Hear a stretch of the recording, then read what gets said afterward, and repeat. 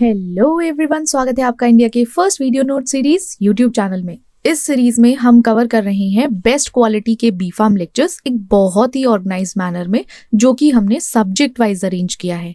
आप सारे सब्जेक्ट्स और टॉपिक चैनल की प्लेलिस्ट में जाके चेकआउट कर सकते हैं और सारे वीडियो नोट्स के नोट्स का लिंक आपको वीडियो के डिस्क्रिप्शन बॉक्स में अवेलेबल है। So now let's begin our today's topic, that is carbohydrate metabolism. Carbohydrate का मेटाबॉलिज्म कैसे होगा, क्या क्या प्रोसेस उसमें इन्वॉल्व हो जाते हैं। हमारा सबसे पहले हमें याद रखना है, किसी का सिंथेसिस तो होगा ही होगा। सबसे पहली चीज, आपका कार्बोहाइड्रेट है, बनेगा देन ओनली उसका कुछ आगे बढ़ेगा ना, होगा ही नहीं, एग्जिस्ट ही नहीं करेगा तो क्या फायदा। सबसे पहले सिंथेसिस याद रखना है, फिर उसका ब्रेकडाउन होगा। मेटाबोलाइज होने के लिए सबसे पहले ब्रेकडाउन होना जरूरी है, देन आपका ट्रांसफॉर्मेशन होगा उस कार्बोहाइड्रेट का, मतलब कि वो कोई और फॉर्म में बन सकता है या फॉर्म ले सकता है कोई और सी भी। क्यों? क्योंकि उसको एनर्जी का प्रोडक्शन करना है, उसको एनर्जी बनाना है, ठीक है, एनर्जी प्रोड्यूस करनी है एट द एंड। ये याद रखना। बहुत तरीके के जो हमारे मेटाबॉलिज्म हैं, कुछ की स्टेजेस हैं, जैसे हमने पहले भी पढ़ा था, जैसे आपका ग्लाइकोलाइसिस था, जिसमें हमने देखा था ना, लाइक सेल रेस्पिरेशन में पिछले यूनिट में हम पढ़ के आए थे सेल रेस्पिरेशन। सेम वही यहाँ क्या इंक्लूड है, क्या क्या पाथवेज आ जाते हैं वो पढ़ेंगे। सबसे पहला है ग्लाइकोलाइसिस। ग्लाइकोलाइसिस हमारे साइटोप्लाज्म ऑफ द सेल में होता है। पर्टिकुलर किस जगह, आपको ये भी तो पता होना चाहिए कि चलो ठीक है, कार्बोहाइड्रेट मेटाबॉलिज्म हो गया, सब कुछ हो गया, भाई यही नहीं पता कहाँ हो रहा है, तो हमें पता है ना सेल के अंदर सारी चीजें हो रही हैं। सेल के अंदर किस पार्ट में, किस जो हमारा कंटेंट है या किस कंपोनेंट में हो रहा है, वो हमें पता होना चाहिए।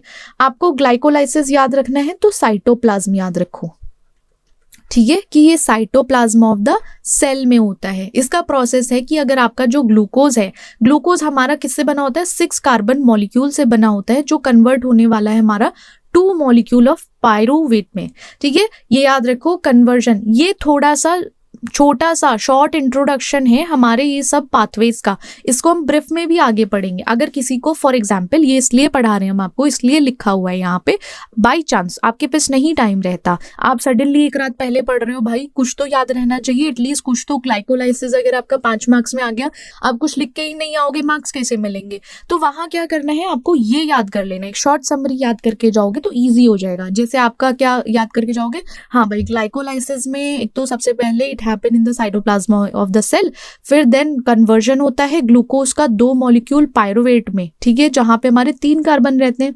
वहां पे जो एनर्जी प्रोड्यूस होती है या एनर्जी यील्ड होता है वो 2 ATP नेट गेन मानो, ठीक है। 2 ATP आएंगे, 2 NADH आएंगे पर मॉलिक्यूल ऑफ ग्लूकोज, जो आपका पर मॉलिक्यूल ग्लूकोज है उसके बेसिस पर।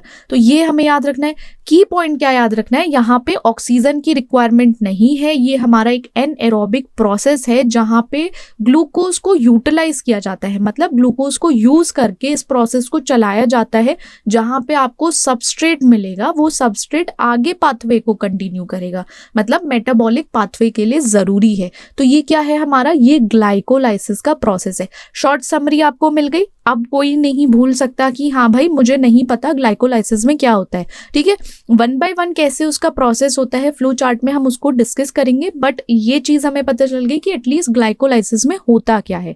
अब आपका पायरुवेट डीकार्बोक्सिलेशन है, ठीक है। ऐसे ही 1 बाय 1 हम each and every carbohydrate metabolism के जो ये की स्टेजेस हैं इनको डिस्कस करेंगे शॉर्ट समरी में। देन हम मूव करेंगे, जो जो हमें डिस्कस करना है थोड़ा सा ब्रीफ में वो मूव करेंगे, ठीक है, क्योंकि ये सब इंपॉर्टेंट है। Glycolysis, pyruvate, citric acid cycle, आपका ऑक्सीडेटिव फॉस्फोराइलेशन, ऑल्दो सब इंपॉर्टेंट है बट कुछ वेरी वेरी इंपॉर्टेंट भी हैं, ठीक है। ये हो गया ग्लाइकोलाइसिस। अब पायरुवेट कहाँ होता है, आपका जो पायरुवेट डीकार्बोक्सिलेशन है ना, ये माइटोकॉन्ड्रिया में होता है। अब माइटोकॉन्ड्रिया तो कहाँ होगा, आपका सेल के अंदर ही होगा या बॉडी के बाहर घूम रहा है। माइटोकॉन्ड्रिया तो मेरे हिसाब से सेल के अंदर ही होता है, शायद आपके हिसाब से भी वही होगा। अब इसका हमें की पॉइंट या प्रोसेस कैसे याद रखना है। इसका प्रोसेस ऐसा होता है कि हमारा जो पायरुवेट है, देखो ये साइकिल एक दूसरे से कनेक्ट है, ये चीज आप मानोगे, माननी पड़ेगी। तो इसीलिए इसी फॉर्म में इसको याद करना, पहले ग्लाइकोलाइसिस है, फिर आपका पायरुवेट डीकार्बोक्सिलेशन है। पायरुवेट डीकार्बोक्सिलेशन में आपका पायरुवेट का कन्वर्जन होता है एसिटाइल कोएंजाइम ए में, ठीक है, किस पाथवे या किस पर्टिकुलर एंजाइम की वजह से, वाया पायरुवेट डिहाइड्रोजनेज कॉम्प्लेक्स की वजह से। इस पर्टिकुलर कॉम्प्लेक्स की वजह से क्या होता है, ये सारा कन्वर्जन आपको देखने को मिलेगा। आउटकम क्या आएगा, क्या मिलेगा आपको, देखो कन्वर्जन हो रहा है ना पायरुवेट का, हमें पायरुवेट मिला था ग्लाइकोलाइसिस से, ग्लूकोज का कन्वर्जन हुआ था जब। अब हमें एट द एंड क्या मिलने वाला है, एसिटाइल कोएंजाइम ए मिलने वाला है, और एसिटाइल कोएंजाइम ए मिलने के बाद वो कहाँ जाएगा, सिट्रिक एसिड साइकिल में जाके एज अ इंटरमीडिएट की तरह काम करेगा। अब वही देखो कनेक्शन देख लो, ग्लाइकोलाइसिस से पायरुवेट तक आया, पायरुवेट से वो सिट्रिक एसिड साइकिल में जाएगा, देन सिट्रिक एसिड साइकिल से भी आप बहुत सारी चीजें देखोगे कि वो आगे मूव करेंगी ही करेंगी। अब ये चीज हो गई। अब आपका स्टेप है, ये थोड़ा लिंक करता है ग्लाइकोलाइसिस का आपके सिट्रिक एसिड साइकिल पर, बट वहां पे क्या है, एरोबिक रेस्पिरेशन है, वहां पे एरोबिक रेस्पिरेशन है, बट ग्लाइकोलाइसिस में एनएरोबिक होता है। अब सिट्रिक एसिड साइकिल के भी अलग अलग नाम होते हैं, जैसे आपका क्रैब साइकिल, टीसीए साइकिल। जो Krebs cycle, TCA, citric acid cycle होता है, ये भी इंपॉर्टेंट है, ग्लाइकोलाइसिस भी इंपॉर्टेंट है। आई ऑलरेडी टोल्ड कि सभी बहुत इंपॉर्टेंट है, कुछ वेरी वेरी इंपॉर्टेंट है, कुछ वेरी इंपॉर्टेंट है, तो ऐसे समझ जाओ। अब जैसे ये माइटोकॉन्ड्रियल मैट्रिक्स जो होती है वहां की पर्टिकुलरली लोकेट करता है इस प्रोसेस में, जो आपको पायरुवेट डीकार्बोक्सिलेशन में एसिटाइल कोएंजाइम ए मिला था, वो साइकिल में एंटर करता है। जैसे ही वो एंटर करेगा, कुछ एंजाइम कैटलाइज रिएक्शन होगी, या आप ऐसे समझो एक सीरीज चलेगी। वो होता है ना, हम सीरीज देखते हैं, ऐसी ही एंजाइम की सीरीज रिएक्शन होगा, जहां पे क्या प्रोड्यूस करेगा, क्या बनाएगा, NADH, FADH2, GTP, ATP। तो ये प्रोसेस में एसिटाइल कोएंजाइम के आते ही कुछ ऐसी सीरीज ऑफ रिएक्शंस होंगी जहां पे इन लोगों का प्रोडक्शन देखने को मिलेगा। अब देन मूव करूं हम, क्या एनर्जी भी तो ईल्ड होगी।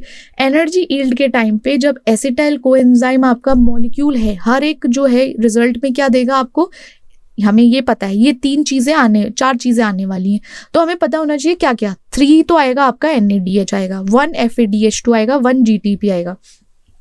अब ये कंट्रीब्यूट करेगा जब आपका कभी भी एटीपी प्रोडक्शन है, तो एटीपी प्रोडक्शन किसके थ्रू हो रहा है, ऑक्सीडेटिव फॉस्फोराइलेशन की वजह से, तो वहां पे इसका कंट्रीब्यूशन है। अब देन आपका इसका रोल मेटाबॉलिक पाथवे में, इसका काम है हाई एनर्जी इलेक्ट्रॉन कैरियर को इलेक्ट्रॉन ट्रांसपोर्ट चेन में जनरेट कराना, या आप ऐसा समझो कि ये हाई एनर्जी जनरेट करेगा एक तरीके से।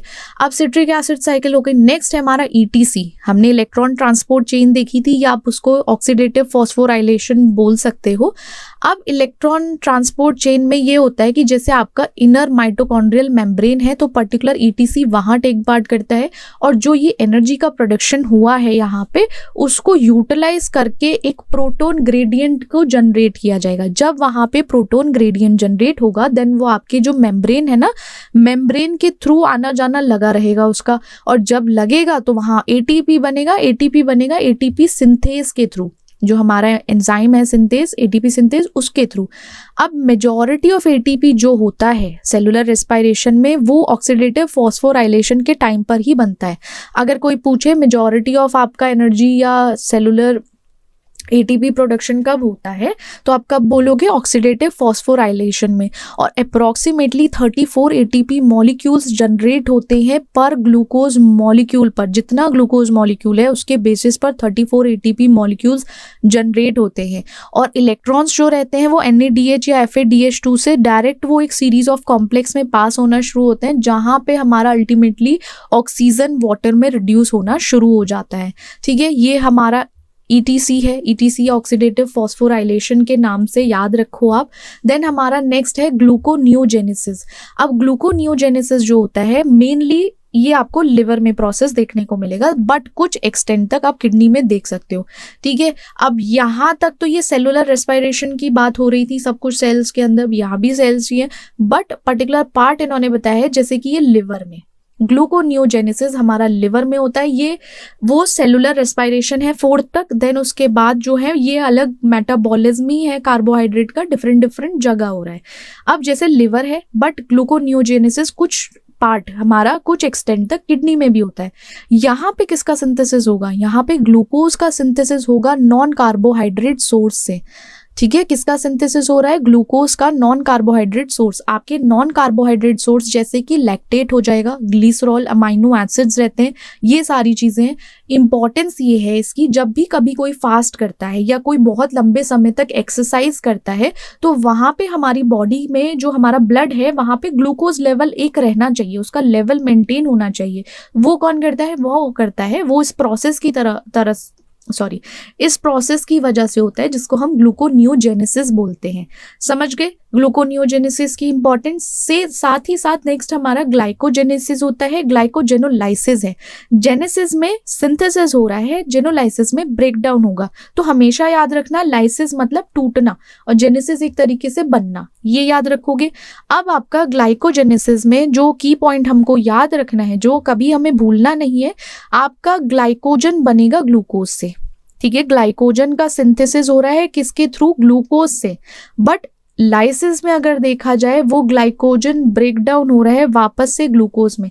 मतलब जेनेसिस के टाइम पे हमारे ग्लूकोज से ग्लाइकोजन बन गया था, जो हमारे लिवर और मसल सेल्स थे जहां पे एनर्जी स्टोर करने का काम चलता था। बट जैसे ही हमारा ग्लाइकोजेनोलाइसिस होता है तो हमारा ग्लाइकोजन फिर टूट के ग्लूकोज बन जाता है, जब भी कभी हमारी बॉडी को एनर्जी की जरूरत होती है तो वो एनर्जी सोर्स हमारा ग्लूकोज होता है। रेगुलेशन में, इस प्रोसेस में आपके हार्मोन्स भी रेगुलेट होते हैं, वो भी रेगुलेट करते हैं, टेक पार्ट करते हैं। जैसे आपका इंसुलिन है, इंसुलिन ग्लाइकोजेनेसिस को प्रमोट करता है। मतलब आपका जो इंसुलिन है ना, वो हेल्प आउट करेगा ग्लूकोज से ग्लाइकोजन का सिंथेसिस होने में। बट ग्लूकागॉन क्या है? वो ग्लाइकोजेनोलाइसिस कराता है। मतलब कि जब भी कभी एनर्जी की सोर्स या एनर्जी की रिक्वायरमेंट है तो उसका सोर्स ग्लूकोज से आएगा। मतलब हमारा ग्लाइकोजन टूट के ग्लूकोज में कन्वर्ट हो चुका है, उसका ब्रेकडाउन देखने को मिला है। अगर कोई भी हार्मोन की बात करता है कि ये कैसे रेगुलेट हो रहा है हार्मोन्स के थ्रू, तो आपके दो ही हार्मोन्स होते हैं रेगुलेशन और कंट्रोल करने के लिए, एक तो इंसुलिन और एक आपका ग्लूकागॉन। ठीक है, अब देन है पेंटोस फॉस्फेट पाथवे। आपका जो pentose phosphate pathway, triple P बोल सकते हैं हम, 3P बोल दो इसको, ठीक है, याद रखने के लिए। ये हमारा साइटोप्लाज्म में होगा। अब जैसे हमारा ग्लूकोज मेटाबॉलिक पाथवे था, उसका एक अल्टरनेटिव भी चाहिए। अब ऐसा है कि पता चला वहां ट्रैफिक लगा है एक रास्ते में, तो हमें दूसरी जगह भी तो चाहिए, एटलीस्ट दूसरा जगह चाहिए कि हम जा सकें। सेम ऐसे ही ये अल्टरनेटिव है उस पाथवे का, कि जहां पे हमारा NADPH का जनरेशन रहेगा, देन आपका राइबोस 5 फॉस्फेट का जनरेशन होगा। मतलब इनका बनना शुरू हो जाएगा। तो ये क्या हो गया? आपका दूसरा एक तरीके से रास्ता हो गया, या दूसरा एक तरीके से अल्टरनेटिव ऑप्शन है आपके पास।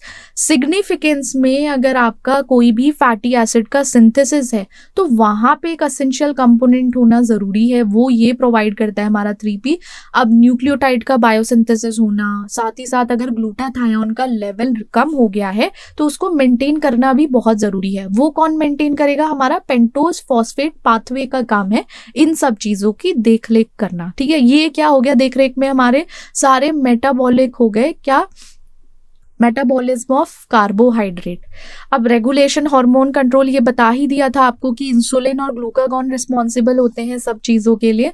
अब ग्लाइकोलाइसिस है इस पूरे पाथवे, इसमें हम क्या पढ़ने वाले हैं? एक पूरा बायोकेमिकल पाथवे होगा जिसमें हमारा मेटाबॉलिज्म होगा ग्लूकोज का।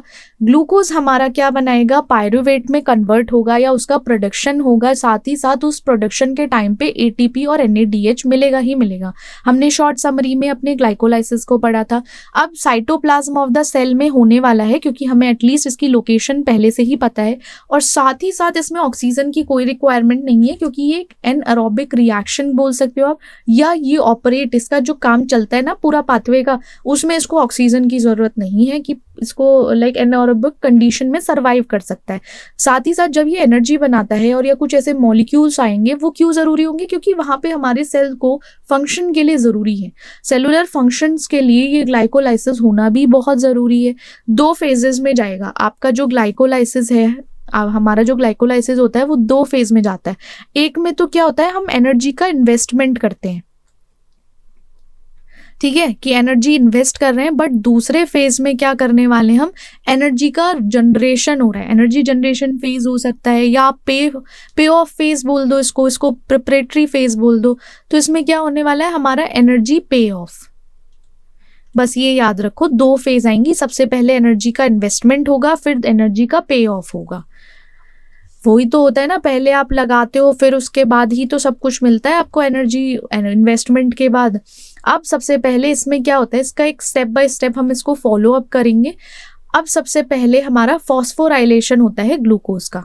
फॉस्फोराइलेशन के टाइम पे हमारा जो ग्लूकोज है, ग्लूकोज पर्टिकुलर कन्वर्ट होता है हमारा ग्लूकोज 6 फॉस्फेट में with the help of hexokinase enzyme की मदद से। मतलब जो आपका हेक्सोकाइनेज एंजाइम है वो हेल्प आउट करेगा ग्लूकोज को ग्लूकोज 6 फॉस्फेट में कन्वर्ट होने के लिए।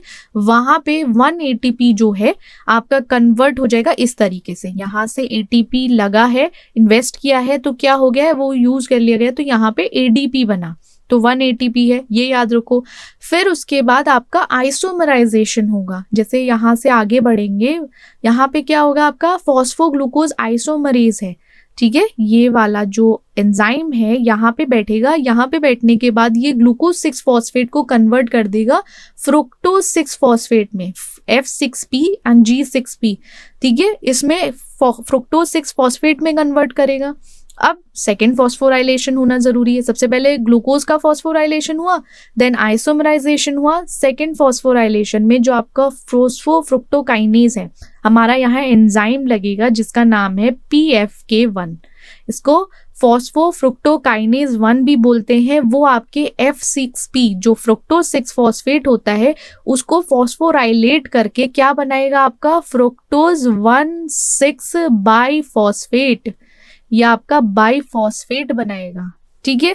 यहाँ पे कंज्यूम करेगा ये एक और ATP कंज्यूम करना इसका यहाँ पे राइट है, ठीक है। पहले में आपका ग्लूकोज से ग्लूकोज 6 फॉस्फेट बना with the help of hexokinase enzyme, जिसको हम फॉस्फोराइलेशन ऑफ ग्लूकोज बोलेंगे, जहाँ पे 1 ATP जो यूज हुआ है वो कन्वर्ट हुआ है ADP में। यहाँ तक समझ में आ गया सबको, ग्लूकोज का फॉस्फोराइलेशन है। इसे 1 by 1 स्टेप से याद करेंगे, इजीली याद रहेगा और भूलेंगे भी नहीं हम लोग। देन आपका क्या लगेगा, यहाँ पे फ्रुक्टोज 6 फॉस्फेट बनने के लिए यहाँ फॉस्फोग्लूकोज आइसोमरेज की जरूरत है। अब इस एंजाइम को लगने के बाद ये आपका F6P आ गया। अब इसमें हमारा कौन सा सेकेंड फॉस्फोराइलेशन होना जरूरी है, तो हमारा फॉस्फोफ्रुक्टोकाइनेज 1 लगेगा, जहाँ पे 1 ATP यूज होगा और बनाएगा ये हमारा फ्रुक्टोज 1,6 बाइफॉस्फेट। क्या बनाएगा, 1,6 बाइफॉस्फेट, जहाँ पे एक ATP कंज्यूम हुआ है। अब देन क्लीवेज आता है। ये हमारे 3 स्टेप हमें याद हो गए कि कैसे कैसे होने वाले हैं, हमें पता चल गया, आइडिया लग गया। देन आपका जो क्लीवेज है, क्लीवेज के टाइम पे एडोलेज क्लीव्स करता है, जो हमारा फ्रुक्टोज 1,6 बाइफॉस्फेट आया है उनको 2 कार्बन मॉलिक्यूल में बनाता है, ठीक है। आपके दो हैं 3 कार्बन मॉलिक्यूल, मतलब 2 में ऐसे डिवाइड करेगा जिसमें 3 होंगे, ऐसे समझो, ठीक है। अब जैसे आपका ग्लिसरल्डिहाइड 3 फॉस्फेट और एक आपका डाइहाइड्रोक्सी एसीटोन फॉस्फेट, ये 2 चीजें आपके पास आ गई। यहाँ पे क्लीव हो गया हमारा F, ऐसे मतलब इसके शॉर्ट फॉर्म्स भी याद रख सकते हो। शॉर्ट फॉर्म्स में आपको पता चल जाएगा कि एटलीस्ट हमने क्या क्या चीजें की हैं। जैसे ग्लूकोज है G6P बना, यहाँ पे एक्सोकाइनेज लगा, यहाँ पे हमारा क्या लगा, फॉस्फोग्लूकोज आइसोमरेज, आइसोमराइजेशन में आइसोमरेज मान लो, और आगे ये जो ये फॉस्फेट मान लो, इसका ग्लूकोज मान लो, फॉस्फोग्लूकोज लगा, आइसोमरेज की वजह से F6P बन गया। अब F6P से यहाँ P आ गया हमारा, FK1 मान लो, F जो हमारा P से यहाँ से फॉस्फो, F से फ्रुक्टोज, काइनेज से 1।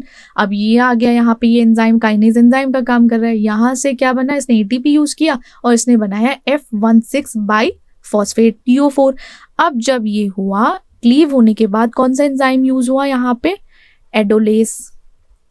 एडोलेज याद रखो, एडोलेज को बनने के बाद इसने क्या करा, इसमें 2 पार्ट में डिवाइड हुआ, 2 पार्ट में वहां 3 कार्बन मॉलिक्यूल्स आपके आ गए। पहला जो था हमारा वो था ग्लिसरल्डिहाइड, क्या था हमारा, ग्लिसरल्डिहाइड 3 फॉस्फेट, और दूसरा है हमारा डाइहाइड्रोक्सी फॉस्फेट। ये 2 चीजें हमें क्या करना है, याद रखनी है। आइसोमराइजेशन होगा फिर उसके बाद, ठीक है। ये फिर आइसोमराइजेशन होगा तो आपको क्या करना है, ट्रायोज फॉस्फेट आइसोमरेज, जो आपका ट्रायोज फॉस्फेट आइसोमरेज है वो इस DHAP को कन्वर्ट करेगा अनदर 6 वो G3P में। ग्लिसरल्डिहाइड 3 फॉस्फेट में। मतलब एट द एंड हमें कहाँ पहुंचना है, यहाँ तक पहुंचना है G3P। तो हमारे पास क्या मिलने वाले हैं, 2 G3P हमें बनाने हैं। पहले तो ये G3P यहाँ पूरा हो गया, इसको यहीं छोड़ दो। इसमें देखो जहाँ पे क्या है हमारा DHAP, यहाँ आइसोमराइजेशन होगा, आइसोमराइजेशन के बाद G3P बनेगा। ठीक है, ये क्या था हमारा इन्वेस्टमेंट फेज हो गया। देन आपका एनर्जी जनरेशन फेज आता है, उसमें कुछ स्टेप्स ऐसे होते हैं जैसे आपका सबसे पहले इस फेज में हमारे ATP और NADH बनने वाला है। कहाँ से, हम जहाँ G3P पर छोड़ के आए थे ना, ग्लिसरल्डिहाइड 3 फॉस्फेट पर छोड़ के आए थे, ये यहीं से फेज स्टार्ट होता है। ठीक है, यहाँ से जो इन्वेस्टमेंट फेज था हमारा ऊपर वाला, वो G3P बनाया था। अब G3P को हम ऑक्सीडाइज करेंगे, साथ ही साथ फॉस्फोराइलेट करेंगे, और जब ये फॉस्फोराइलेट होगा हमारा G3P से हम उसके साथ एंजाइम जोड़ेंगे। जो कौन सा एंजाइम है हमारा, डीहाइड्रोजनेज एंजाइम हमने लगाया। अब जैसे आपका ये है G3P, यहाँ पे डीहाइड्रोजनेज लग गया G3P के साथ। ठीक है, लगा, उसने बनाया 1,3 बाई फॉस्फोग्लिसरेट, मतलब 1,3-BPG बना दिया, बाई फॉस्फोग्लिसरेट। अब इस टाइम पे क्या हुआ, किसका प्रोडक्शन हुआ, आपके 1NADH का प्रोडक्शन हुआ। जो आपका हर एक G3P है ना, तो मतलब टोटल आपका 2NADH फॉर्म हुआ। करेक्ट। सबसे पहली बात याद रखो, जो हमारा यहाँ G3P आया है, G3P को हमने सबसे पहले क्या किया है, ऑक्सीडाइज किया है और उसको फॉस्फोराइलेट किया है। किसके थ्रू, हमारे G3P डीहाइड्रोजनेज एंजाइम के थ्रू, जिसने क्या बनाया हमारा 1,3 by phosphoglycerate, 1,3 by phosphoglycerate generate हुआ वहां NADH। बट यहाँ पे जितना G3P है एज पर, तो यहाँ पे 2 बनेगा। ये ऑक्सीडेशन और फॉस्फोराइलेशन हो गया। ठीक है, ये आपका देन ATP का फॉर्मेशन होगा।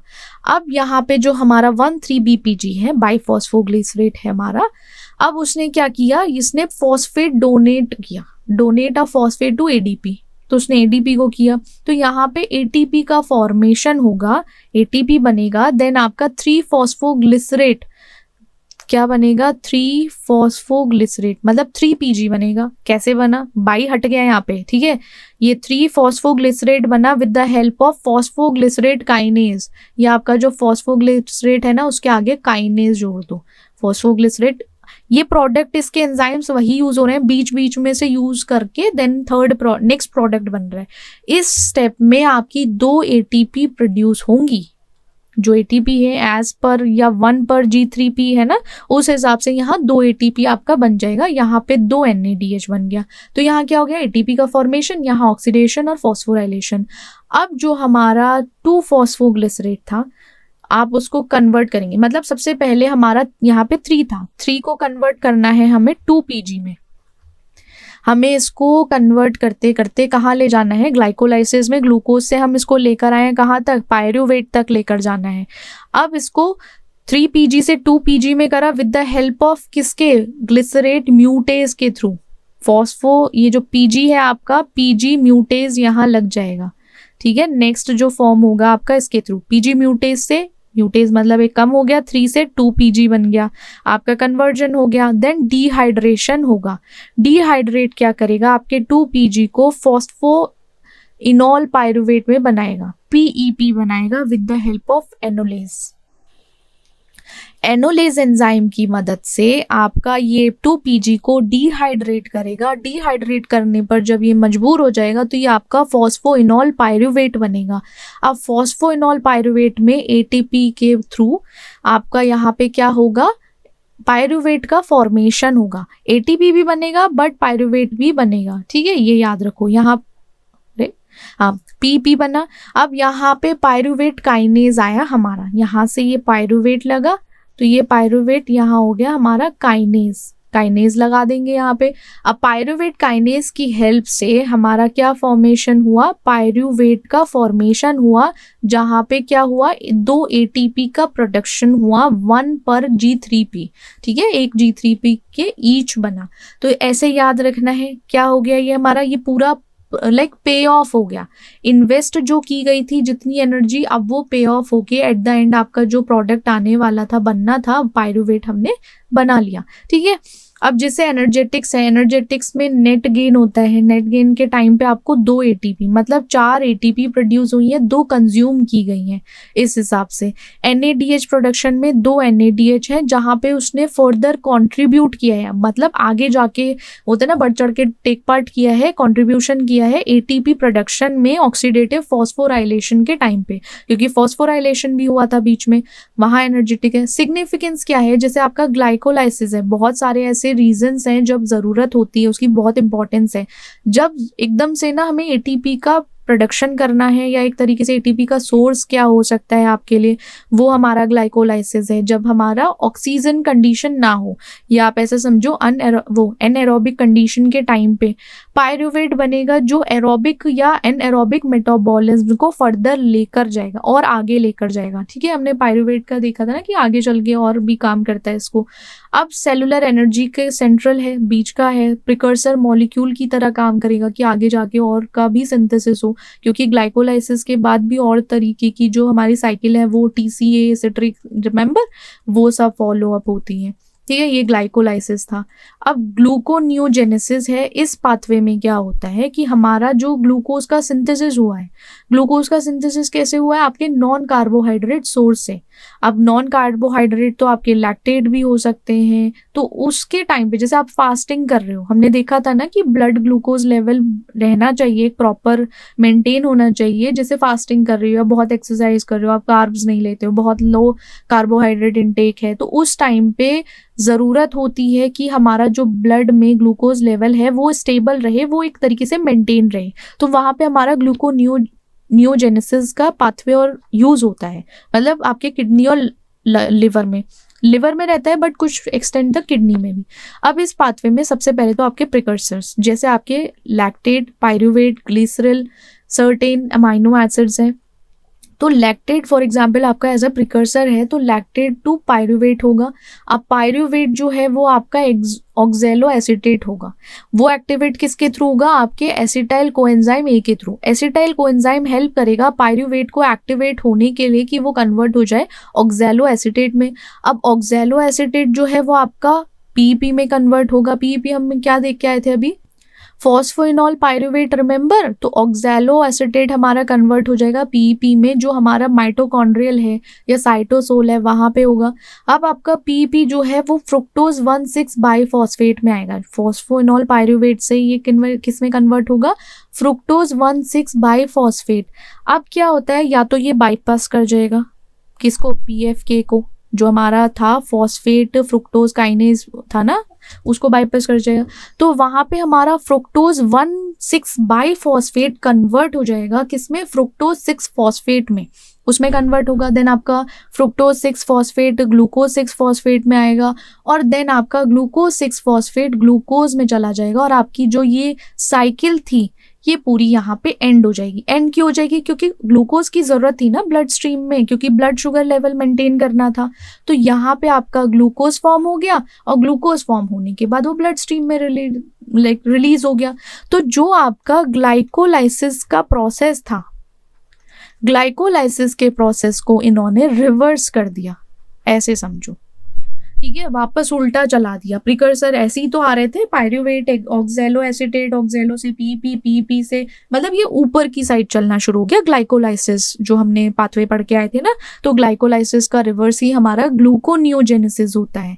ठीक है, समझे, बस इसमें ज़्यादा मेहनत करने की ज़रूरत नहीं है, थोड़ा सा समझना था। ग्लाइकोलाइसिस अगर समझ में आ गया, मतलब बहुत सारे पाथवेज आपके ऑलरेडी प्रिपेयर हो गए। तो ये ग्लूकोनियोजेनेसिस हो गया, उल्टा हो गया। ठीक है, नेक्स्ट हमारा है, अब देखो ग्लूकोनियोजेनेसिस आपका स्टेप रिवर्स करता है, एक्सेप्ट 3 जो आपके की स्टेप्स हैं जहाँ पे एंजाइम्स यूज हो रहे हैं। एक तो आपका पायरूवेट कार्बोक्सिलेज जो हमारा एसिटाइल कोएंजाइम है, एक हमारा PEP कार्बोक्सिल काइनेज है जो कन्वर्ट करता है ऑक्सैलो को पेप में, अब माइटोकॉन्ड्रिया साइटोसोल में होगा। और फिर लैक्टेट जो है वो पाथवे को एंटर करता है जब उसका कन्वर्जन होता है पायरूवेट में। ठीक है, लैक्टेट तभी एंटर करेगा जो वो पायरुवेट में कन्वर्ट हो जाएगा। फिर ये हमारे जो फ्रुक्टोज 1,6 बाइफॉस्फेट है वो हमारा फ्रुक्टोज 6 फॉस्फेट में आ जाएगा। अब देन जो ग्लूकोज 6 फॉस्फेट है वो ग्लूकोज में। तो ये पूरा प्रोसेस है हमारा ग्लूकोनियोजेनेसिस का। जब फास्टिंग या स्टार्वेशन हो उस टाइम पे ब्लड ग्लूकोज लेवल ज़रूरी है। जैसे हमारा ग्लाइकोजन स्टोर रहता है तो उसका क्या होता है, वो वापस कन्वर्ट होता है ग्लूकोज में। ग्लूकोज में कन्वर्ट होने के बाद एज अ एनर्जी सोर्स वो निकलता है। ज़्यादा लंबी एक्सरसाइज कर रहे हो आप बहुत टाइम तक अपने आप को, तो उसमें क्या होगा, मसल को ज़रूरत होती है, मसल के अंदर ग्लूकोज की कमी हो जाती है। अब देन आपका एनारोबिक रेस्ट एक्सरसाइज है उस टाइम पे, तो ये रेगुलेशन चलता रहेगा, कंट्रोल करेगा, हमारे हार्मोन्स जो हैं वो कंट्रोल करते हैं। साथ ही साथ जो एलेस्टेरिक रेगुलेशन होता है कि एंजाइम का, वो भी यहीं से होता है। तो बैलेंस बना रहना चाहिए ग्लाइकोलाइसिस में, कि जो होम्योस्टेसिस है और ग्लूकोज इम्बैलेंस ना हो, तो वो हम ग्लूकोनियोजेनेसिस के थ्रू करते हैं। अब आते हैं बड़ी interesting and important, that is citric acid cycle. TCA बोल दो, क्रैब साइकिल बोल दो, कुछ भी पूछ सकते हैं। एग्जामिनर के मन की बात है, अगर उसे क्रैब नाम पसंद है तो भाई वो क्रैब साइकिल पूछेगा, उसको TCA पसंद है या ट्राई कार्बोक्सिलिक एसिड पसंद है तो वो पूछेगा, वरना वो नॉर्मल सिट्रिक एसिड साइकिल ही पूछ लेगा। ठीक है, इसमें हम पाथवे देखेंगे अपना, किस पाथवे से होते हुए गुजरता है, क्या एनर्जेटिक्स आते हैं, साथ ही साथ इसकी इंपॉर्टेंस क्या है। अब इसमें हमारा जो सेलुलर मेटाबॉलिज्म है उसका कॉर्नरस्टोन है हमारे कार्बोहाइड्रेट,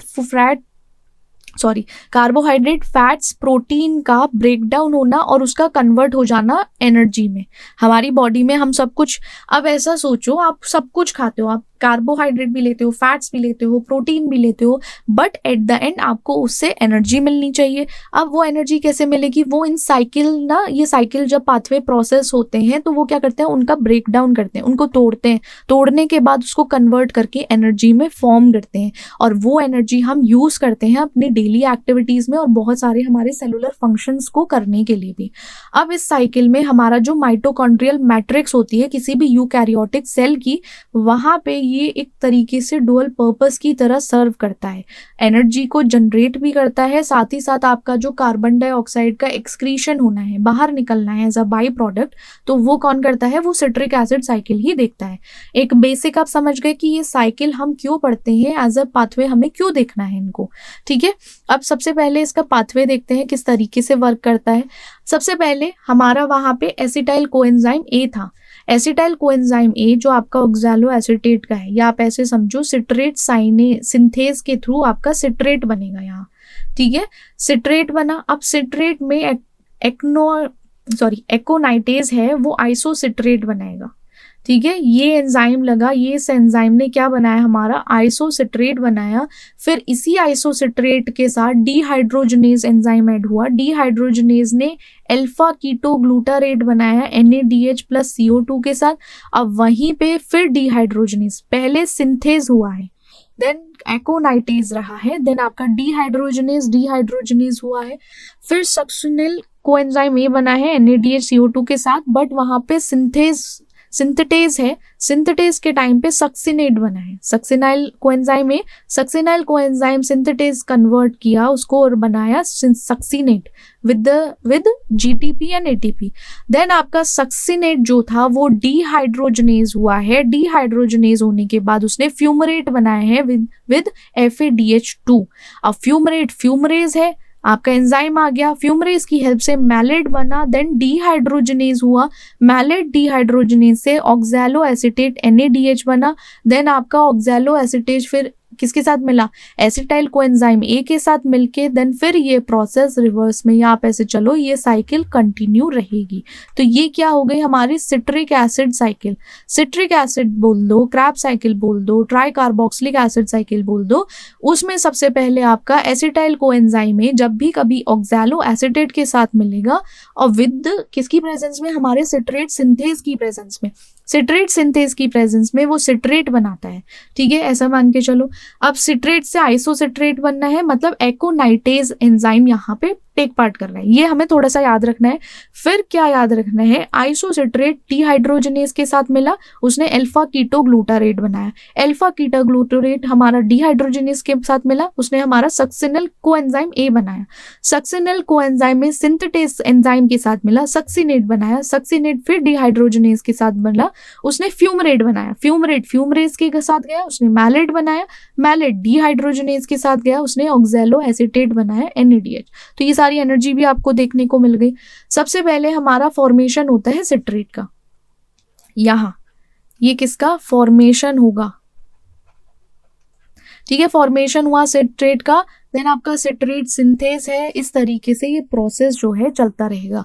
इजी अगर है आपको रिमेंबर करने के लिए, इजीली याद करना है, तो आप इसे ऐसे फ्लो में याद करो। देन आप उसको बना के इजीली लिख सकते हो। थोड़ा सा अगर आप उसमें ज़्यादा याद रखोगे ना, थोड़ा थ्योरेटिकल फॉर्म में, तो वो दिमाग से निकल जाएगा। हमारे लिए डायग्राम चार्ट्स, फ्लो चार्ट्स याद रखने बहुत ईजी होते हैं, तो इसीलिए हमने ये मेंशन किया है, ये इंपॉर्टेंट है, ठीक है। और नोट्स की बात करें तो नोट्स आपको अब इजीली ऐप्स पे भी अवेलेबल है। हमारा फर्स्ट होप ऐप है, तो आप उस एप्लीकेशन को डाउनलोड कर सकते हो गूगल प्ले स्टोर से, और आपको वहाँ पे यूट्यूब की फुल्ली एक्सप्लेन्ड या एक्सप्लेनेशन बोल सकते हो, बहुत अच्छे से जो एक्सप्लेनेशन है वो वहाँ पे मिल जाएगी इजीली, आपको कहीं भटकना नहीं पड़ेगा। दूसरी चीज़, आपको जो नोट्स चाहिए, ये वाले नोट्स जो अवेलेबल है वो हमारे ऐप पे इजीली अवेलेबल है, वरना आप हमारी वेबसाइट पे विजिट कर सकते हो। हमारी वेबसाइट आपको पता ही होगी, अगर नहीं पता I will mention that, firsthope.co.in पर जाओ और वहां पे आप सारे सेमेस्टर सब्जेक्ट सब कुछ देख सकते हो, ठीक है। ये हमारा थ्योरेटिकल पार्ट है जो हम कवर कर चुके हैं। प्रोडक्शन किस चीज़ का, देखो क्रैब साइकिल के टाइम पे जब हमारा एसिटाइल कोएंजाइम है तो हमारा क्या होने वाला, 3 NADH मॉलिक्यूल बनेगा, 1 FADH2 मॉलिक्यूल है, 1 GTP 2 CO2। ये याद रखना। एनर्जेटिक्स याद रखना, एनर्जेटिक्स ज़रूरी होते हैं क्योंकि पूछे जा सकते हैं कितना है। 3 NADH दैट इज आपका 7.5 ATP, 1 FADH2 that is 1.5 ATP। तो 1 GTP या ATP डायरेक्टली हर साइकिल में अराउंड 10 ATP इक्विवेलेंट प्रोड्यूस करता ही करता है। अब एनर्जी का प्रोडक्शन होना है, एनाप्लेरोटिक रिएक्शन रहेगा, साथ ही साथ जैसे हमारा इसको आप इंटरमीडिएट प्रिकर्सर बोल सकते हो, जो बायोमोलिक्यूल्स हैं जैसे हमारे अमाइनो एसिड, न्यूक्लियोटाइड्स, वहाँ पे मेटाबॉलिक इंटीग्रेशन होगा, रेगुलेशन चलता रहेगा। तो ये सिग्निफिकेंस है, ये इंपॉर्टेंस है इसकी हमारी सिट्रिक एसिड साइकिल की, ठीक है। ये सिग्निफिकेंस हो गई। तो एक ये थोड़ा सा ना सिंपल फॉर्म है सिट्रिक एसिड साइकिल को याद करने के लिए भी, और फ्लो चार्ट से करोगे तो इजीली याद भी हो जाएगा आपको। HMP shunt and its significance. HMP shunt में हम अभी पहले क्या देख कर आए थे, 3P पेंटोज फॉस्फेट पाथवे। तो ये पेंटोज फॉस्फेट पाथवे को हम HMP भी बोलते हैं, जिसे हेक्सोज मोनोफॉस्फेट भी कहा जाता है।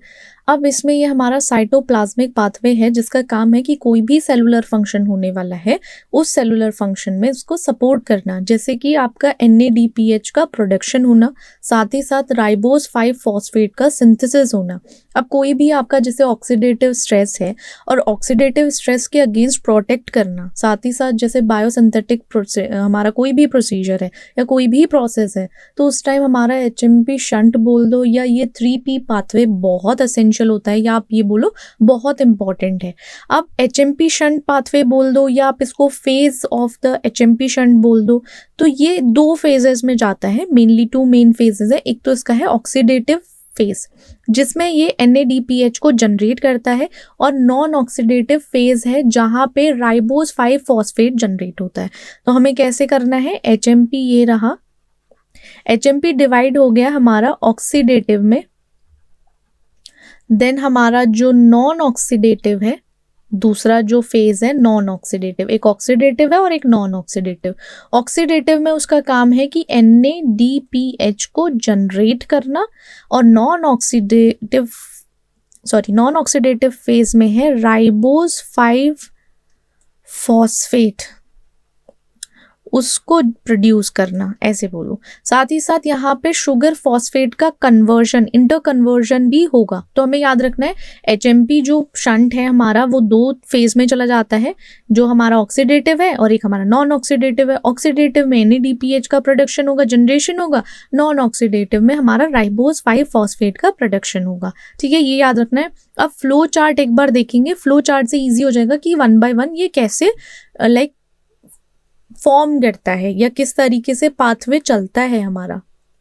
जो हमारा HMP शंट है वो पहले स्टार्ट होगा ग्लूकोज 6 फॉस्फेट से। रिमेंबर G6P कहाँ था हमारा, ग्लूकोज के बाद बन रहा था ग्लूकोज 6 फॉस्फेट। अब ग्लूकोज 6 फॉस्फेट से जब हमारा यहाँ पे डिहाइड्रोजनेज लगेगा तो ये क्या फॉर्म करेगा, 6 phosphoglucono delta lactone plus NADPH। हमने क्या देखा था, यहाँ पे क्या होने वाला है, NADPH का जनरेशन होगा ही होगा। अब लैक्टोनेज है। अब साथ ही साथ जैसे दोबारा से स्टार्ट करते हैं, जैसे ग्लूकोज 6 फॉस्फेट है, वहाँ पे हमारा ग्लूकोज 6 फॉस्फेट का डिहाइड्रोजनेज एंजाइम लगते ही क्या बनने वाला है, 6 phosphoglucono delta lactone plus NADPH। Then आपका यहाँ से लैक्टोन है, लैक्टोन जाएगा लैक्टोनेज के थ्रू, इस एंजाइम के थ्रू कन्वर्ट होगा 6 फॉस्फोग्लूकोनेट में। अब जब 6 फॉस्फोग्लूकोनेट डिहाइड्रोजनेज के साथ लगेगा तो ये बनाएगा राइब्यूलोज 5 फॉस्फेट NADPH। यहाँ पे आइसोमराइजेशन होगा, देन आइसोमरेज या एपीमेरेज है वो फॉर्म करेगा राइबोज 5 फॉस्फेट या जाइलुलोज 5 फॉस्फेट। ये हमारा राइबोज फॉस्फेट के बाद आइसोमरेज में क्या बना, राइबोज 5 फॉस्फेट या जाइलुलोज 5 फॉस्फेट। देन आपका दूसरा एंजाइम है ट्रांसकीटोलेज, देन आपका ग्लाइकोलाइटिक इंटरमीडिएट है और यहीं पे आपका लिंक हो जाएगा ये ग्लाइकोलाइसिस से, मतलब यहाँ पे ये एंड हो जाएगा इस साइकिल का। तो ये क्या है, हमारा HMP शंट पाथवे है। एट द एंड क्या, किस चीज का प्रोडक्शन हो रहा है, यहाँ पे एनर्जी का प्रोडक्शन है। ठीक है, किसका प्रोडक्शन हुआ, एनर्जी का, करेक्ट। ठीक है, यही सेम पाथवे को याद रखना। इसमें as such significance HMP shunt का ये है कि यहाँ पे हमारा NADPH का प्रोडक्शन देखने को मिलेगा, जो एनाबॉलिक प्रोसेस जैसे कि फैटी एसिड है या आपके कोलेस्ट्रॉल का सिंथेसिस है तो उसमें सपोर्ट करेगा। साथ ही साथ ग्लूटाथायोन को ना रिड्यूस करता है जिससे कि ऑक्सीडेटिव स्ट्रेस से आपके सेल्स प्रोटेक्ट रहें। अब देन राइबोज 5 फॉस्फेट का प्रोडक्शन जो न्यूक्लियोटाइड और न्यूक्लिक एसिड सिंथेसिस के लिए ज़रूरी होता है, क्योंकि वहाँ पे हमारे सेल्स जो हैं जल्दी जल्दी डिवाइड होना शुरू होते हैं, उसके लिए हमारा राइबोज 5 फॉस्फेट का प्रोडक्शन ज़रूरी है। मेटाबॉलिक फ्लेक्सिबिलिटी में ये हमारे सेल को एक अलाउ करता है कि वो बैलेंस करके रखे जो एनर्जी बन रही है जब ग्लाइकोलाइसिस होता है, तो उस टाइम पे एज अ प्रिकॉशन। साथ ही साथ एडेप्टेबिलिटी होती है जो रिस्पॉन्स किसका करती है, मेटाबॉलिक डिमांड का रिस्पॉन्ड करती है। तो ये सिग्निफिकेंस है हमारा। अब डेफिशिएंसी की बात करते हैं, जैसे ग्लूकोज 6 फॉस्फेट डिहाइड्रोजनेज है, इस पर्टिकुलर एंजाइम की अगर डेफिशिएंसी हो तो क्या हो सकता है कि हमारा ग्लूकोज 6 फॉस्फेट डिहाइड्रोजनेज एक जेनेटिक डिसऑर्डर है हमारा, जो डायरेक्ट अफेक्ट करता है एंजाइम को। ठीक है, अब जब एंजाइम को अफेक्ट करता है तो जो हमारा 3P फॉस्फेट पाथवे बोल दो, पेंटोज फॉस्फेट पाथवे था, HMP शंट था, तो वो क्या करता है, एक सेलुलर रिडॉक्स बैलेंस करता है। ये तभी इनहेरिट होता है जब आपका एक्स लिंक्ड रिसेसिव मैनर आएगा, जो प्राइमरली या मेनली आपको देखने को मिलेगा मेल्स में अफेक्ट करता है। कॉजेस क्या हो सकते हैं, या तो म्यूटेशन हुई हो या इनहेरिट किया गया हो।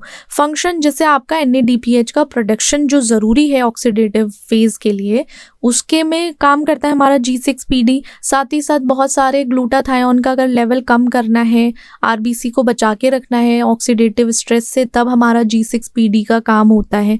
ठीक है, अगर ये होगा नहीं तो क्या होगा, हमारे RBC को या प्रोटेक्शन नहीं मिलेगी, वो डिस्ट्रॉय हो सकते हैं, ग्लूटाथायोन का लेवल बढ़ सकता है। ठीक है, ये हो गया। कॉन्सिक्वेंसेस वही होते हैं कि प्रोटेक्शन नहीं होगी। अब उसके लिए हमें क्या करना पड़ेगा, एंटीऑक्सीडेंट देखना पड़ेगा, ऑक्सीडेटिव डैमेज बढ़ सकता है, हीमोलाइटिक एनीमिया कॉज हो सकता है। किस वजह से हो सकता है हीमोलाइटिक एपिसोड्स, आपके इन्फेक्शन की वजह से, मेडिकेशन आप कुछ ऐसा ले रहे हो, फेवाबीन्स या केमिकल एक्सपोजर है जिसकी वजह से आपको हीमोलाइटिक एपिसोड्स हो सकते हैं, देखने को मिल सकते हैं किसी पेशेंट में। डायग्नोसिस में आप ब्लड टेस्ट करा सकते हो या फिर जेनेटिक टेस्टिंग करा के उसको कंफर्म कर सकते हो कि डेफिशिएंसी है या नहीं। अगर वो डेफिशिएंट है देन ये सब तो झेलना पड़ेगा। देन और मैनेजमेंट में आपको जो भी ट्रिगरिंग पॉइंट है जिनकी वजह से ये ट्रिगर हो रहा है, जैसे इन्फेक्शन की वजह से, किसी पर्टिकुलर मेडिकेशन की वजह से, तो आपको क्या करना है, वो ट्रिगरिंग पॉइंट को नहीं होने देना, ठीक है, उन ट्रिगर्स नहीं करना। तो यही मैनेजमेंट है। अब एनीमिया है, उसके लिए ब्लड ट्रांसफ्यूजन की ज़रूरत होती है, क्योंकि बहुत सीवियर एनीमिया हो सकता है, उसके लिए ज़रूरी है कि ब्लड ट्रांसफ्यूज़ कराया जाए। सीवियरिटी होती है, डिपेंड करता है कि किस तरीके की स्पेसिफिक, या तो आप बोलो म्यूटेशन हुई है या किस तरीके के एंजाइम की एक्टिविटी है, वो चीज़ है। तो ये हमारी हेल्थ मेंटेन करने के लिए ज़रूरी है। तो ये G6PD डेफिशिएंसी है। अब आपका glycogen metabolism pathway and glycogen storage diseases. अब मेटाबॉलिज्म पाथवे भी देखना है हमें, स्टोरेज डिजीजेस भी देखनी है, जैसे कि हमारा ह्यूमन बॉडी में बहुत एसेंशियल है, हमें पता है। अब स्टोर भी करना है और रिलीज भी करना है ग्लूकोज को, क्योंकि वही हमारा एक प्राइमरी सोर्स है एनर्जी का, ठीक है। ये याद रखना कि अगर हमारा प्राइमरी जो एनर्जी सोर्स है, प्राइमरी एनर्जी सोर्स क्या है हमारा, ग्लूकोज, तो भाई ग्लूकोज को स्टोर भी होना है, साथ ही साथ रिलीज भी होना है। ऐसा नहीं है कि बस भैया उसे तिजोरी में रख के बैठ गए और कोई ज़रूरत नहीं, ज़रूरत पड़ती है भाई, तो वहाँ पे ये हमारा पाथवे वर्क करेगा। अब 2 पाथवे हैं हमने देखे थे ग्लाइकोजन मेटाबॉलिज्म पाथवे में, एक तो ग्लाइकोजेनेसिस है जिसमें ग्लाइकोजन का सिंथेसिस होगा, और ग्लाइकोजेनेलाइसिस में जिसमें हमारा ग्लाइकोजन ब्रेकडाउन होके वापस ग्लूकोज में चला जाता है। अब एबनॉर्मेलिटीज भी होती हैं। अब देखो कुछ चीज़ें हैं, अगर एक प्रॉपर पाथवे फॉलो हो रहा है, आप खुद सोचो हमारा एक पाथवे चल रहा है और उस पाथवे में कहीं यहाँ पर गड़बड़ आ जाती है, तो वो क्या होगा, कुछ ना कुछ आपकी डिजीज की तरफ लेकर जाएगा, आपका कोई भी मेटाबॉलिक डिसऑर्डर हो सकता है, ठीक है। अब इसको हम एक्सप्लेन करते हैं, इसका पाथवे पढ़ते हैं। जैसे ग्लाइकोजेनेसिस है जिसमें हमारा ग्लाइकोजन का सिंथेसिस है, हमने क्या पढ़ा था, आपका जो ग्लूकोज है, ग्लूकोज का कन्वर्जन होगा ग्लाइकोजन में, मतलब ये सिंथेसिस का टाइम है ना, हमारा ग्लूकोज सिंथेसाइज करेगा ग्लाइकोजन में, कि जिससे कि क्या हो, स्टोर हो सके, स्टोरेज के लिए। और स्टोरेज कहाँ होगा, आपके लिवर और मसल्स में। अब ग्लूकोज से ग्लूकोज 6 फॉस्फेट बना, फॉस्फोराइलेशन हुआ ग्लूकोज को हेक्सोकाइनेज की वजह से। आइसोमेराइजेशन के टाइम पे आपका ग्लूकोज 6 फॉस्फेट आइसोमेराइज हुआ ग्लूकोज 1 फॉस्फेट में, किसके थ्रू, फॉस्फोग्लूकोम्यूटेज के थ्रू। ये आपका पर्टिकुलर एंजाइम है, इस एंजाइम के थ्रू क्या हुआ आपका, ठीक है, एंजाइम के थ्रू आपका आइसोमराइज हुआ ग्लूकोज 6 फॉस्फेट। फिर जो यूडीपी ग्लूकोज फॉर्मेशन है, वो हमारा ग्लूकोज 1 फॉस्फेट एक्टिवेट होके यूडीपी ग्लूकोज में आया, किसके थ्रू, ये फॉस्फोराइलेज के थ्रू, ठीक है। ये हमारा पायरोफॉस्फोराइलेज हो गया। ये पर्टिकुलर एंजाइम्स थोड़े से याद रखने पड़ेंगे आपको, इसके बिना काम नहीं चलने वाला।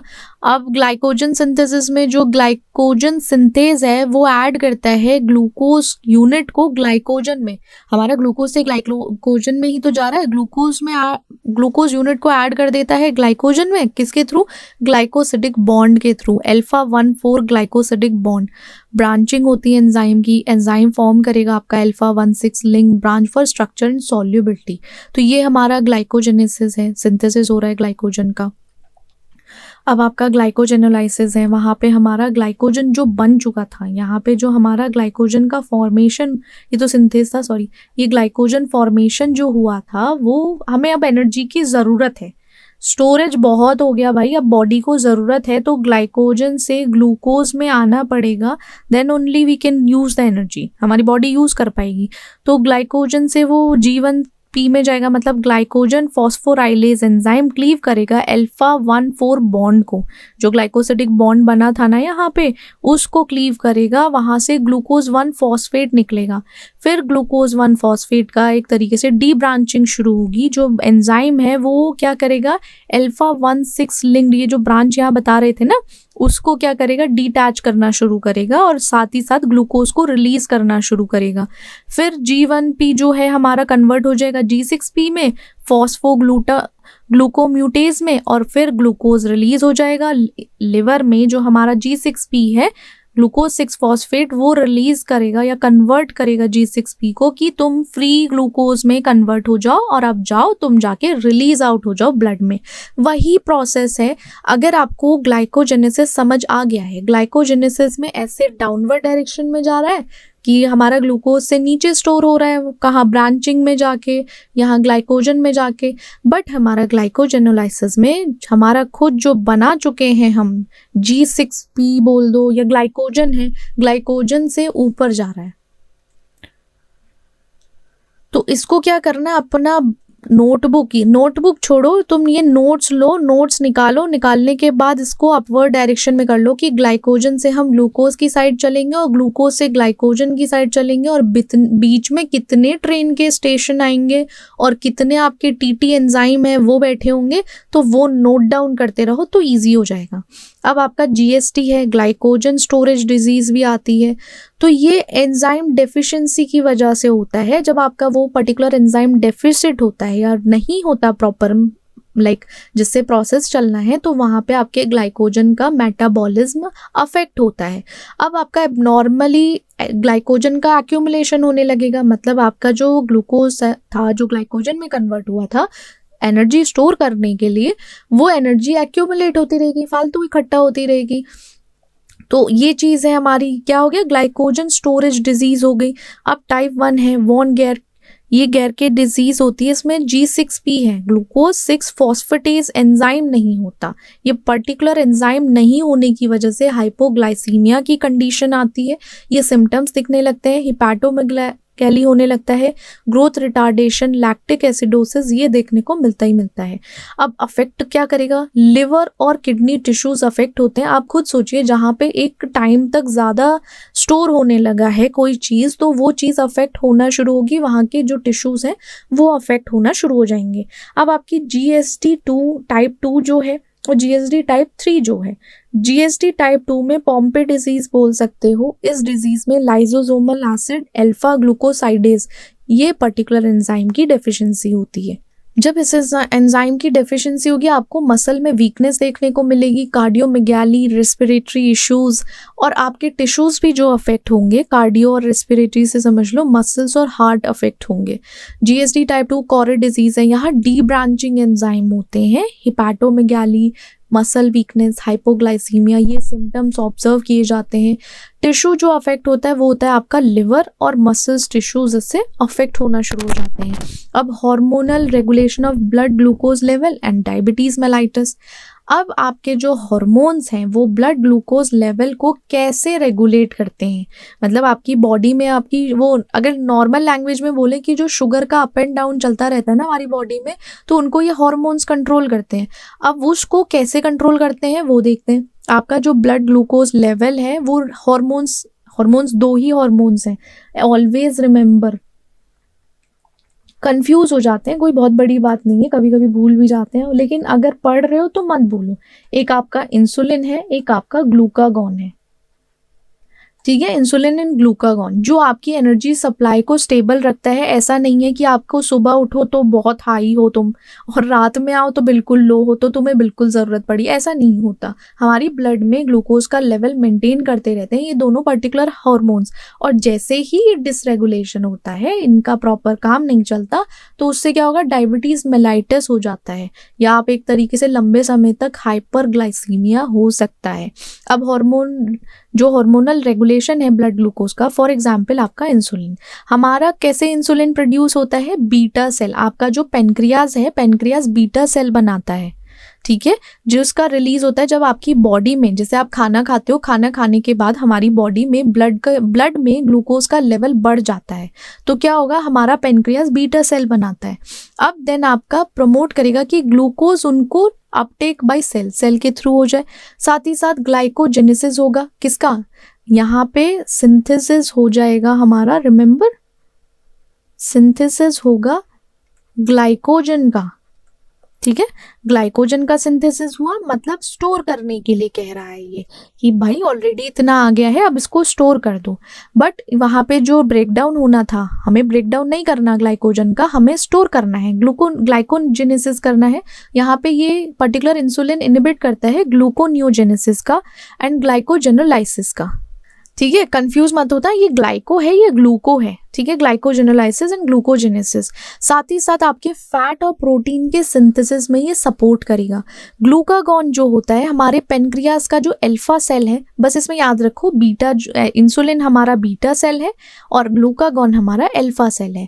तो अल्फा सेल जो पेनक्रियास का होता है वो प्रोड्यूस करेगा ग्लूकागॉन का। अगर कभी भी आपकी बॉडी में आप फास्टिंग करते हो, एक्सरसाइज करते हो, आपकी बॉडी में ग्लूकोज का लेवल या ब्लड में ग्लूकोज का लेवल कम है, उस पर्टिकुलर टाइम पे ग्लूकागॉन मतलब आपका जो ग्लाइकोजन एक तरीके से स्टोर कर रहा था ना, वो उसको रिलीज करेगा। यहाँ पे क्या होगा, आपके ग्लाइकोजन का ब्रेकडाउन होगा। Action stimulate glycogenolysis and gluconeogenesis, मतलब ग्लूकोजन का प्रोडक्शन होगा, सिंथेसिस होगा और ग्लाइकोजन का ब्रेकडाउन होगा हमारे लिवर में, जो प्रमोट करेगा फैट का ब्रेकडाउन। जो हमारा फैट भी स्टोर होता है, ऐसा नहीं है कि फैट अगर पर्टिकुलर अमाउंट में है तो वो आपको हेल्प आउट ही करेगा, आपको एनर्जी ही प्रोवाइड करता है ब्रेकडाउन होने के बाद। अब डायबिटीज मेलाइटिस भी 2 टाइप की है हमारी, जिसमें टाइप 1 एंड टाइप 2 डायबिटीज है। एंड आई गेस ये सबने सुनी है, कोई ऐसा नहीं है जिसने नहीं सुनी हो। एक क्या होता है, आपकी जो एक हमारी इंसुलिन डिपेंडेंट रहती है और एक नॉन इंसुलिन डिपेंडेंट रहती है। तो इसमें क्या होता है, आपका जो ब्लड शुगर लेवल है वो बढ़ जाता है क्योंकि आपका इंसुलिन का डिसफंक्शन हो रहा है, मतलब प्रॉपर आपका जो हार्मोन है इंसुलिन वो प्रॉपर वर्क नहीं कर रहा है, उसकी वजह से इंसुलिन का बॉडी में डिसफंक्शनिंग हो गई। टाइप 1 आपका ऑटो इम्यून हो सकता है, अपनी ही बॉडी अपने आप को ही हार्म करने में लगी हुई है। ये सोचो भाई, वो होता है ना अपने पैर पे कुल्हाड़ी मार लेना या कुल्हाड़ी पे जाके पैर मार लेना, तो इसी तरीके से हमारी बॉडी इंसुलिन जो बीटा सेल प्रोड्यूस कर रही है, बीटा सेल जो इंसुलिन प्रोड्यूस कर रहा है उसको डिस्ट्रॉय करने में लगा हुआ है। मोस्टली ये आपका इसका ऑनसेट या मतलब टाइम पीरियड जो स्टार्ट होता है या तो एडोलेसेंस में होता है या फिर चाइल्डहुड में होगा। इसके लिए इसको मैनेज करने के लिए इंसुलिन का इंजेक्शन ज़रूरी है। तो इसको हम क्या बोलते हैं, insulin dependent diabetes mellitus, IDDM ऐसे बोल सकते हो। टाइप 2 डायबिटीज हमारा इंसुलिन रेजिस्टेंस रहता है, साथ ही साथ इंसुलिन डेफिशिएंसी से रिलेट करेगा। अब इसका रिस्क फैक्टर होता है आपका obesity, sedentary lifestyle, family history. अगर आपके पेरेंट्स में है तो आपको वो पास ऑन हो सकता है। आपका लाइफस्टाइल इतना बेकार है, आपको लाइफस्टाइल सेडेंट्री है, मतलब बैठे रहते हो, कुछ नहीं करते हो, कुछ यूज नहीं करते हो इस तरीके से, या आप ओबीज हो, तो मैनेजमेंट में सबसे पहले आपको लाइफस्टाइल मॉडिफिकेशन या आप ये बोलो लाइफस्टाइल चेंजेस करने पड़ेंगे, जिसे इसमें आप डाइट लगा सकते हो, एक्सरसाइज, साथ ही साथ ओरल मेडिकेशन ले सकते हो। फॉर एग्जाम्पल आपका मेटफॉर्मिन एक आपने सुना होगा, बहुत कॉमनली डायबिटिक पेशेंट उसको लेते हैं, तो ओरल मेडिकेशन ले सकते हैं। और पॉसिबली अगर एक लेवल तक पहुंच चुका है तो इंसुलिन आता है, बट आपको इस पर डिपेंड नहीं होना है, तो ये non insulin dependent diabetes mellitus भी कहलाता है। अब इम्पॉर्टेंस क्या है, अगर आप इसको मैनेज नहीं करोगे तो बहुत सारी कॉम्प्लिकेशन होती है। आपने सुना ही होगा कि अगर डायबिटीज़ के जो पेशेंट होते हैं उसमें 2-3 चीज़ें तो रिलेटेबल हैं। एक तो आपको हाइपरटेंशन देखने को मिलेगा, ठीक है। आप कभी भी किसी डायबिटिक पेशेंट से मिलोगे तो उनसे पूछना do you have blood pressure, आपका हाई रहता है या नहीं। एक उनको CVS रहता है, कार्डियोवेस्कुलर सिस्टम, या आप बोलो CVD, कार्डियोवेस्कुलर डिजीजेस रहती हैं। उनकी आईज में प्रॉब्लम होती है, ठीक है, एक टाइम पर जाकर आईज में प्रॉब्लम होने लगती है। देन डायबिटीज से अगर आप कोरिलेट करोगे, nephropathy, it's a kind of pain, ठीक है, एंड देन आपका न्यूरोपैथी। तो ये सारी चीज़ें, ये जो कॉम्प्लिकेशंस हैं, अगर आप मैनेज नहीं करते अपने डायबिटीज़ को तो क्या हो सकता है, ये कॉम्प्लिकेशन बढ़ सकती हैं। लेकिन अगर आप प्रॉपरली इसको मैनेज करोगे तो इनको प्रिवेंट किया जा सकता है। आपको रेगुलरली, अब इसको मेंटेन कैसे करोगे, आपको रेगुलरली आपको क्या करना है, मेडिकेशन लेनी है। देन आपको क्या करना है, अपनी ब्लड ग्लूकोज लेवल को चेक करना है। अब तो ब्लड ग्लूकोज लेवल चेक करने की एक मशीन होती है, ग्लूकोमीटर होता है, उसको ले लो, डेली चेक कर सकते हो। क्योंकि अगर आप ब्लड सैंपल देकर टेस्ट कराते हो तो उसमें एक तो टाइम बहुत है, ज़्यादा लंबा टाइम जाएगा आपका, इतना ज़्यादा। चलो ब्लड निकालते हैं, अब जिसको भाई नहीं देना इतना तो भाई कोई बात नहीं, मत दो, अपना ग्लूकोमीटर से चेक कर लो। साथ ही साथ थोड़ा सा अपने लाइफस्टाइल में ना एडजस्टमेंट करना शुरू करो, आपके लाइफस्टाइल मॉडिफिकेशन करो लाइफस्टाइल में। या तो आप एक्सरसाइज करो, एक्सरसाइज कंपलसरी होती है, और बहुत हार्श एक्सरसाइज नहीं करनी, बहुत इंटेंस एक्सरसाइज नहीं करनी होती है, नॉर्मल एक्सरसाइज इंक्लूड करो, अपनी डाइट को नॉर्मल कर दो। आप जो ड्रिंक में, या फिर ऐसा सोचो शुगर जो ड्रिंक में लेते हो वो ना लेके उसको कम करो। आप थोड़ा थोड़ा हल्का बहुत सॉलिड ले सकते हो, बट अगर बहुत हाई लेवल है तो ये भी इंक्लूड मत करो, ठीक है। बस ये सारी चीज़ें होती हैं अगर आपको डायबिटीज़ मैनेज करना हो तो। ओके।